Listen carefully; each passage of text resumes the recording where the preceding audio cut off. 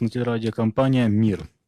Готов ли Кыргызстан встретить всех своих граждан, которые сейчас возвращаются домой из других стран? В первую очередь речь идет о мигрантах, которые за пределами республики. Работают больше миллиона человек. Хватит ли тем, кто не может вылететь домой и застрял в аэропортах?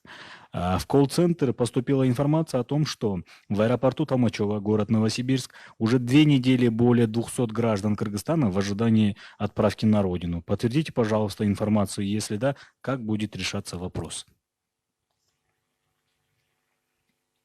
Я отвечу, наверное. Про Толмачева.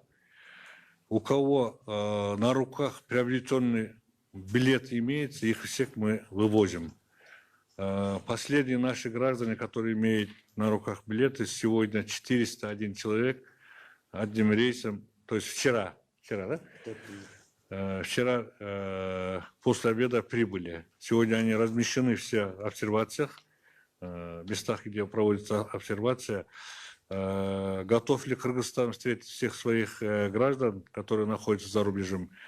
Готово, не готово. Кыргызстан своих граждан не бросает. Я считаю, что мы готовы.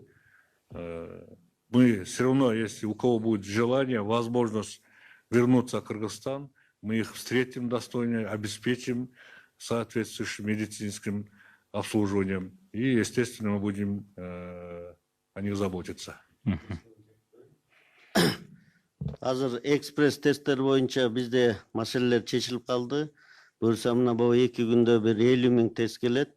Ал өзүбүз өкмөттө сатып алып атабыз. Андан тышкары да биздин донорлор, жанакы кыргыздын жарандары да берип атат. Ошон үчүн ал жагына маселе болбойт. Андан тышкары да жана ПЦР анализди дагы азыр реагенттерин алып келүү боюнча иш-чаралар болуп атат. Андан тышкары мына азыр биз буюрса ошо жумада Кытайдан дагы бир лабораторияны частныйлар менен чогуу ачканга аракет кылып жатабыз. Мына көчөп келген 401 адам бар тең экспресс тест алынды. Ошондой эле ПЦР анализдер алып, алардын шарттары түзүлүп, бардык эмеси менен сортировка кылып жатышат.